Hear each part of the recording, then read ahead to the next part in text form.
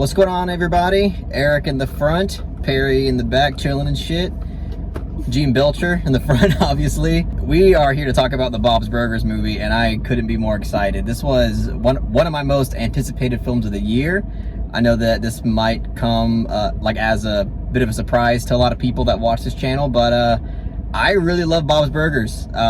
Bob's Burgers, besides maybe King of the Hill, is my favorite comedy TV show, I guess. What about It's Always Sunny? True. Well, it's my favorite animated comedy. Yeah, it's my favorite animated comedy. It's just such a wholesome fucking show, and it's hilarious, and I love the characters, and it's a show that I could rewatch all day, every day, which I do rewatch all day, every day. And for some reason, I haven't got tired of it. I'm actually concerned for my health, but it is what it is. Yeah, so we went to go see this film, and I gotta say, personally, I think this movie is great. Like, I really just had a great time with this film. And I think when it comes to maybe some outsiders who aren't really familiar with the show but just want to watch a movie, I don't think y'all are gonna like it. Like, I don't think those people would really like it all that much. Like, I can see them liking it, but just kind of being like, whatever. But I think for Bob's Burgers fans, like, there's really a lot here to love and enjoy. I mean, this film is also kind of like a musical as well, which Bob's Burgers fans are used to, even though I'm not a big fan of musicals, really, on average. They just don't really do it for me. But when it comes to comedy musicals, and if it's played for like laughs, if it's usually played for laughs, I'll usually like it. And there's music here in this movie, and I thought, most of it was really great. Yeah, I mean, again, this film pretty much gives every Bob's Burger fan what they would want out of a Bob's Burgers movie. There's a lot of cool references to like past episodes in the show. Yeah, like in terms of like would a Bob's Burgers fan like this movie? Absolutely. Perhaps when it comes to somebody new to it, I'm not so sure. I think they'd like it, but not too huge on it. But overall, even though I don't think it's a perfect movie, I did really enjoy it, and I'm not disappointed. And I'll get into my criticisms perhaps later, but overall, I really enjoyed this film, and I liked what they put together. I waited a long time for this. This film was supposed to come out in 2020, I believe, and we're finally now getting it. So I think it's pretty awesome, and I think it turned out awesome. So yeah, that's all I'll say for right now. I'll pass it on to Eric. So I also happen to be a really, really big Bob's Burgers fan. I've also seen pretty much every episode, like, so many times, especially in like 2020, 2021. And yeah, honestly, I thought this movie was like it was a really awesome treat for like fans of the show, but honestly also like a really well-made movie. Like, I was just like pleasantly surprised that this movie is just genuinely really funny. Mm-hmm. There's a lot of really great use of the animation. Like, crisp, dude. Obviously, they step up their animation game, but I was surprised at how much they step up the animation. Absolutely, they really just utilize the higher budget with a lot of like really cool tricks and like perspectives we see of like movements of the character and like different settings of the town you're like familiar with. I can't wait for like all of us to like talk about specific details, but overall my general opinions are like I really enjoyed this movie. I think it's probably going to be like my favorite animated movie of the year, honestly. I could be wrong, but I don't know what else could top it. All right, Perry, chilling in the back and shit, what you got to say? Oh, time for a taste of Perry. Oh. No, I enjoyed the film. I probably liked it the least out of everyone in the car, but I definitely enjoyed the film. I came into Bob's Burgers late. Like, Carlos and Eric, they have a lot more history with the show. I do really enjoy the show, and honestly, I think it's a breath of fresh air, especially in this day and age with it's nothing but reference humor, or everything has to be super edgy. I feel like Bob's Burgers was never kind of the antithesis to where we are now as far as humor. I mean, sure, there is reference humor in Bob's Burgers, but it's not like so blatantly obvious and on the nose. And if it is doing that, it does it intentionally, you know, kind of to poke fun at reference humor rather than just having more reference humor. Yeah, most of the time, like, if there's a reference joke, it's not, the joke isn't just that it's a reference. It's usually like, it's usually like connected to something else. And it's not always so blatantly obvious. Like, sometimes Bob's Burgers will reference things that are a bit more esoteric than like mainstream movies. Like, it doesn't just like reference Jaws or like Star Wars. It'll reference something like the Birdman. Birdman. Oh, you were just getting into that. Reference the Seventh Seal as an example. But getting back to the film, I did enjoy it overall. The animation is definitely my favorite aspect of the film. I mean, Carlos said the animation looks incredibly crisp, and I love a lot of the perspective shots they were able to get, and just the amount of depth of field they were able to like animate was just really, really mind-blowing stuff. Like, Bob's Burger has never looked better. I guess in terms of my biggest criticism with the film, this movie has an A plot and a B plot, and the A plot's not bad and the B plot's not bad. I definitely had criticisms with both.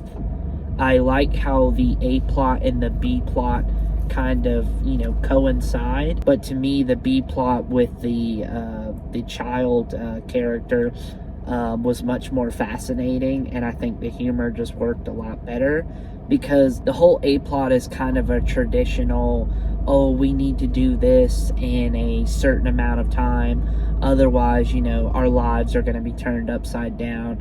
And then the B plot is kind of like a murder mystery, kind of like a bit of a detective story with the kids. And like I said, I found the B plot a lot more interesting. I think my least favorite thing about Bob's Burger is the musical numbers. Those never really worked for me. But I will say, out of the musical numbers in this movie, I would say the one I found, like, the first one, I was like, in the first act, in the first 10 minutes of the movie, I'm like, can we please wrap this up? This is not doing anything for me. I think it was the second musical number that worked for me, you know, again with the kids and some other tertiary characters. I have to speak very vague because I don't want to get into spoilers.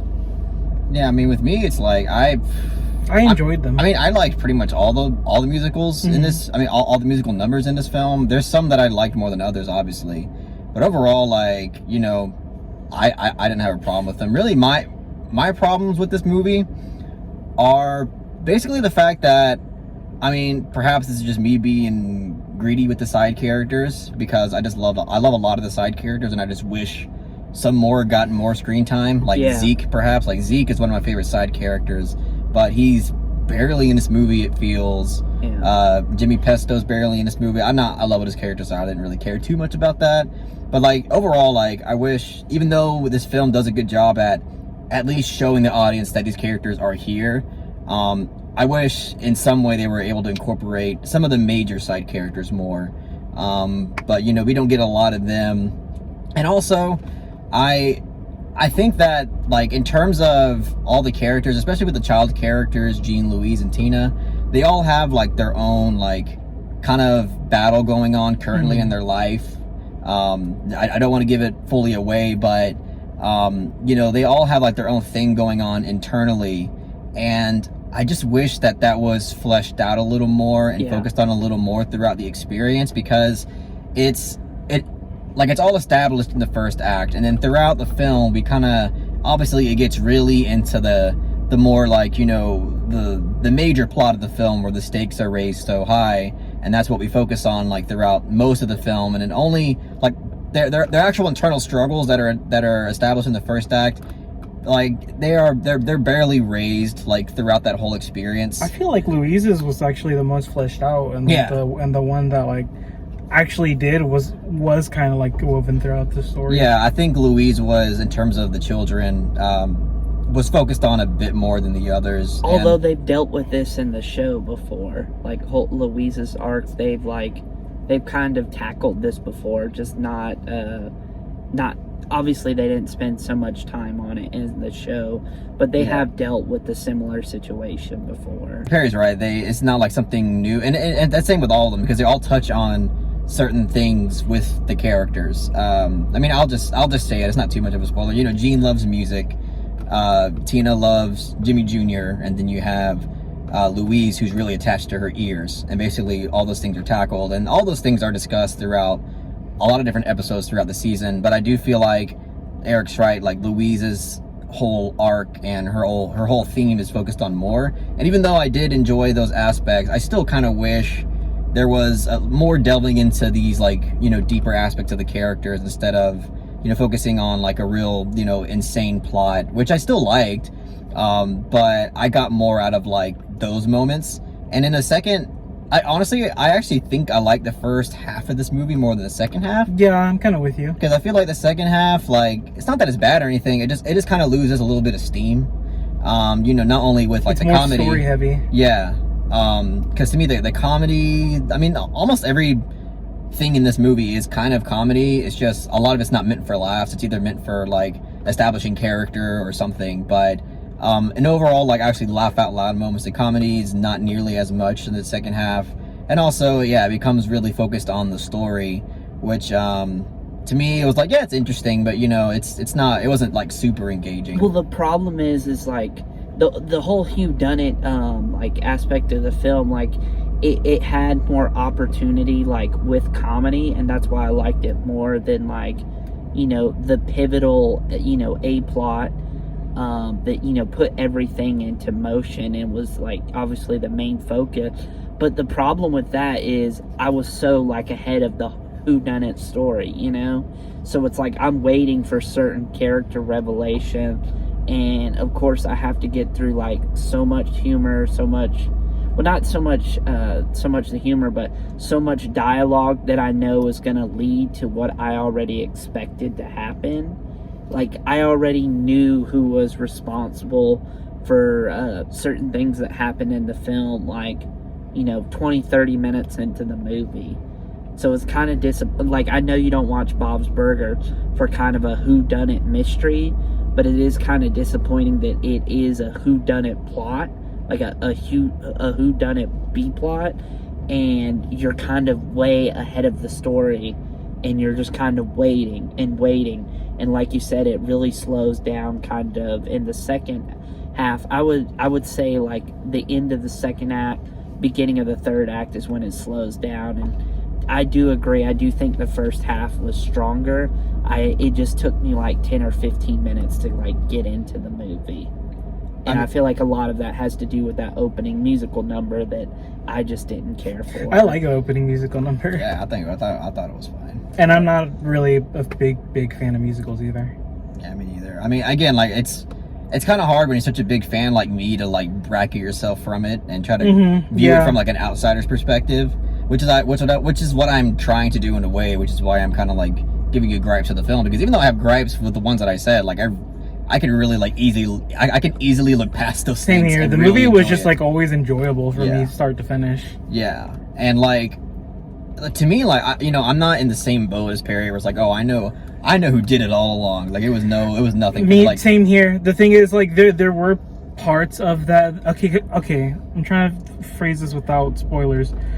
The movie, it tries to get you to think, like, it's just like, oh, maybe this is going on. I'm like, I know that's not going on. That's but, what I'm. But the end revelation, I didn't really predict it, and I like the way it was executed. Yeah, like it's clearly trying to set it up in a way. It's like, oh, we want you to think this guy is doing it, but clearly, like, it's not going to be that guy. Yeah. But that's the thing, is I clearly knew the film was trying to guide me down that route. You know. I mean, so did I. Me but too. Like, but the actual like revelation, like, oh, this is the person. Like, I didn't guess. Like, I definitely got that. Really? I feel like with every murder mystery, Perry's like, I knew who the fuck. Okay, because No. I certainly didn't. Well, honestly. the thing is like, if it's like, to quote Sunset Boulevard, that's the problem with all you readers. You know all the plots, you know? It's like when you've seen so much and you've read so much, it's easier for you to be ahead of the story because you know the certain like writing tropes and the certain the certain writing tropes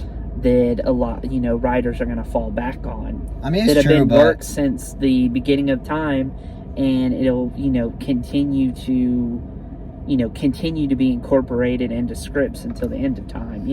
I mean, you have a point. I just feel like it kind of downplays how much shit me and Eric have watched too, because we're familiar with all everything too. No, I'm not trying to downplay like all of the films that y'all watched. It's just I mean, clearly I know that you've seen more, but I feel like we're also really familiar with how most stories go, and even then, most of the time, unless it's really obvious, I'm not gonna be like, oh, I fucking knew it was that guy the whole time. Because the thing is, this movie, you can say, it definitely has, a whodunit thing, but it really didn't feel like the focus of the movie. At least that's what I call it, in my the B opinion. plot. Yeah, sure. I guess that's why it really didn't ruin my experience. It was just like, oh, it's there. Is it the best thing ever? Not really, but it doesn't really take away from my enjoyment. Yeah, I mean, maybe that's why it doesn't really bother me, because it's I didn't, it's like Perry said earlier, I didn't go into the Bob's Burgers movie expecting an excellent murder mystery whodunit movie. That's what I'm saying. It's it didn't ruin it for me either. It's just something that I was again, I was just kind of ahead of the story, ahead of the characters, and I'm just kind of waiting and waiting, and waiting, and the humor is working fine. But like you said, there are certain things that I wanted more from, like you said, the side characters that could have been incorporated more into the film. Granted, when they do incorporate the side characters, what little screen time they get, they are incorporated in an organic way. It does make sense for the health inspector to be in that one scene, That's true. It wasn't just oh, here's a side character and then move on. Most of the time, either they're in the background and the film just doesn't focus on them, which is fine too, or like Perry said, most of the time it feels like it's occurring naturally within the film's plot going on. It's interesting because while I was watching the movie, I really didn't even think about the side characters. But yeah, obviously, if you really like the side characters and you want them to be in the movie, it probably would be an issue. After you watch it, be damn, I want more of them. Yeah. But I guess personally for me, I was oh, I'm fine with what I'm watching and the characters that. Yeah, it's really the main cast and not really spoiler, but the landlord. What the fuck's his name? Mr. Fishodor. Mr. Fishodor. He's one of my favorite side characters. Yeah, and Teddy is in there. We get a lot of Mr. Fishodor and Felix, which is awesome. So I'll give it that. There's a lot of great comedy with them. Oh yeah, they're always fucking great. Granted, if we had more of the side characters, it would have been a longer film, and I feel like Bob's Burgers just works better in small doses. You don't want to see a 2-hour, Bob's Burgers feature. Well, it's this film with most TV shows that have movies, or with most shows that become movies eventually, most of the time they really up the stakes for movie's sake. Yeah. And this film does the same thing, and I actually kind of think even though that draws more of a bigger audience to your movie, I feel it actually would have been better if it dialed it down a bit and focused on more heavier things with the characters. Yeah. Because that to me was definitely the more interesting stuff, and that to me is my actual criticism with the movie. That's actually one real criticism that I have with the film, plus the fact that I think it kind of slows down in the second half. But beyond that, that is really I just wish we had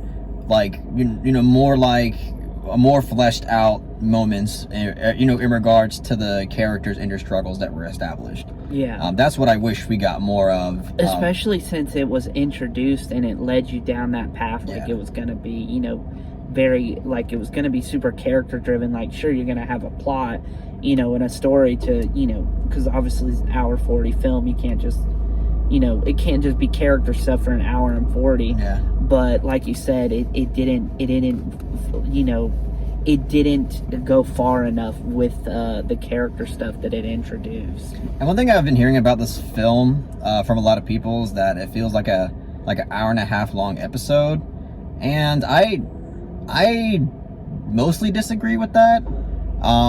Mostly because, as I said, like the stakes are upped way more than you would get in a normal episode. And overall, like I felt like I was watching something that was more cinematic overall, because like the camera work had a lot more to do with that. The way it's animated and how crisp it was has a lot more to do with that.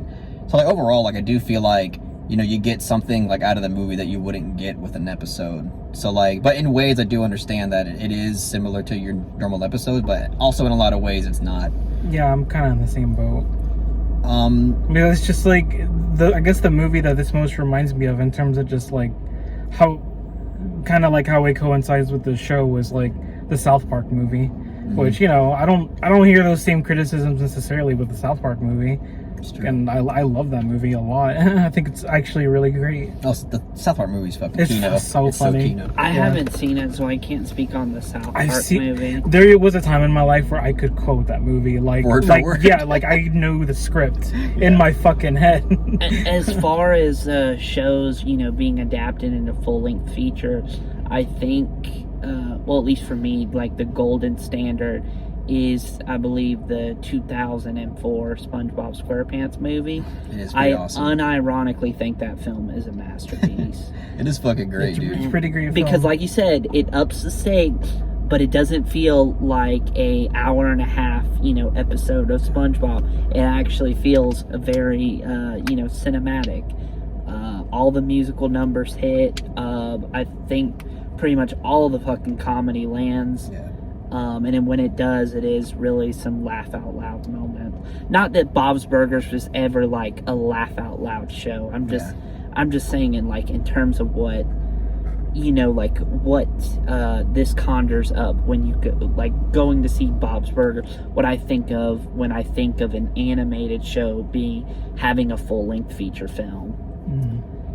Yeah, man. I mean, but the comedy did work for me for the most part. I thought this movie was really funny. yeah, because like with Bob's Burgers, it's like most of it is comedy. Like most of the dialogue is a form of humor. It's Right. just that it's not very all rapid fire though. Yeah, like a lot of it's not meant to just like get like laughs out of you per se. It's just meant to be humorous without like, you know, a big punchline. Right. And I think like maybe some people might not like it because they don't understand that. They might think like every second it's going for some big joke when it's not. Yeah, some people really don't fuck with Bob's Burgers. I can kind of see it. No, I can see it. I mean, I think it's a show that maybe takes a little getting used to. Like Either you really like it or you really don't, you know. Yeah. I mean, I'm fucking in love with the show, and I think it's so fucking good. You're gonna know after one episode whether the show is for you or not. Even though I do encourage people to kind of stick with it, because I feel like, for me, like, and I think a lot of people, it wasn't a show where like the first episode you watch and you're like, I fucking love it. Exactly. It's like a show, like maybe if you watch the first season, then you'll like really get hooked. Yeah. But I understand that's maybe not the best, you know, that's not the best like pitch for a show. But trust me, like once you get used to these characters, like it's almost everything that comes out of their mouth is gold, it seems. Yeah, and it's like in terms of like animated shows and even animated films, like it's much better than majority of the shit out there. Like it's far better than anything Seth MacFarlane has ever created. Not that that's saying much. I mean, I love Seth MacFarlane. For the record, Perry quotes Family Guy like a motherfucker. Okay, here's the thing. I quote the golden nuggets, but the show overall is fucking terrible. I just wanted that on the camera. I just wanted, and I it's wanted all to good. defend myself. I love Family Guy. I unashamedly love Family Guy. No, I mean, I like Golden Family Guy too. I'm sorry. I have, American Dad is golden. I too. have way more admiration and respect for something like Bob's Burgers, though. I mean, same. Bob's Burgers is way fucking up here, but I'm just saying I like Seth MacFarlane shit for the most part. In For the terms most of part. comedy, it's not, you know, as fucking low bar as like Family Guy, where it's just fucking lame ass reference humor. It's just, oh, we're being really edgy. We've ushered in that whole edgy humor phase. It's funny because he made a 9/11 joke. Lois making the 9/11 joke was That was amazing. 9/11. 9. It's fucking classic. But yeah, we talked a lot about this movie. We did. Yeah. Jesus Yeah. Christ, I probably have to cut this up. But For sure. I got one more thing. Okay. I'll make it quick. Obligatory. Who's your favorite character? Oh, I'm dressed up as Gene, but are we talking main cast or side characters? It doesn't matter. Okay. I'll probably say my favorite. Okay, for main cast, I'll say Tina. For a side, I'll say Mr. Fish Odor. Interesting. I'm gonna. Louise has always been my favorite character. It does side or main. I think she's the best. It's a little cliche. I'm just kidding. What? Just kidding. Tina's the cliche one. Is she really? Yeah, everybody picks Tina. I could be wrong. Yeah. Oh damn! Then you're not gonna like my answer. Oh, I'm not saying it's bad. I'm just saying it's cliche. My favorite character is Tina too. Damn it. Hey, Tina T. what's up? Yeah. What about side character? Do you have a side character? Oh fuck.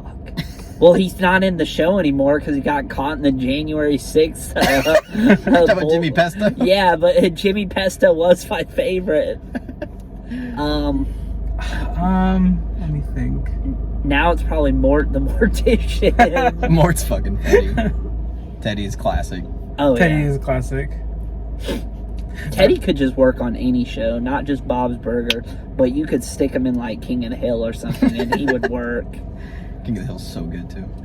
I really like the fucking the two like prissy girl. I'm sorry, I always forget their name. Oh, talking about Tammy and Jocelyn? Yeah, Yeah. They're really funny. Yeah, they're hilarious. so stupid. Which, by the way, we don't get any of that in this movie. It's we always- got like one scene with them. We literally get one scene where they're passing by, and that's Mhm. it. Which is why it's Yeah, yeah, I can see it's being disappointing. But all right, let's give our ratings. Obviously, I really enjoy this film. I think it's great. I'm definitely gonna buy it when it comes out because I'm a huge Bob's Burgers fan. And it works for Bob's Burgers fans really well. Really, I think, again, if you're a Bob's Burgers fan, I think that you're going to love this movie. If not, I can see you just thinking it was okay. So for those people, I wouldn't really recommend rushing out to see it in theaters. Maybe wait and watch it honestly, just watch the show. I can recommend watching the show more than watching the movie because I feel like it'll give you more time to get used to the characters and everything. But yeah, even though I had my problems with this movie, I'll give it a solid 7 out of 10. So I'm literally would just parrot everything Carlos has said. So I'm also gonna give it a strong 7 out of 10. I was battling between us. I'll say solid to strong 7 for Okay. me.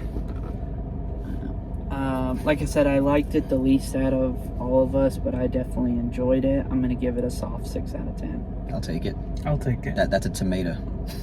It's a fresh tomato. But all right, guys, this was a long review. Gonna trim this up. I'm gonna trim it up, so don't worry. But I hope all y'all got something out of this review. I had a lot of fun dressing up as Gene. I was thinking about this for months, and the day's finally come. Yeah, this got pushed back a lot. And Yeah. keep in mind, this is a Bob's Burgers review. It's gonna be a lot more scattershot compared to our typical review when we're reviewing an art house movie where Some artsy fartsy stuff. yeah. Our house movie coming out like Marcel the Shell with shoes on.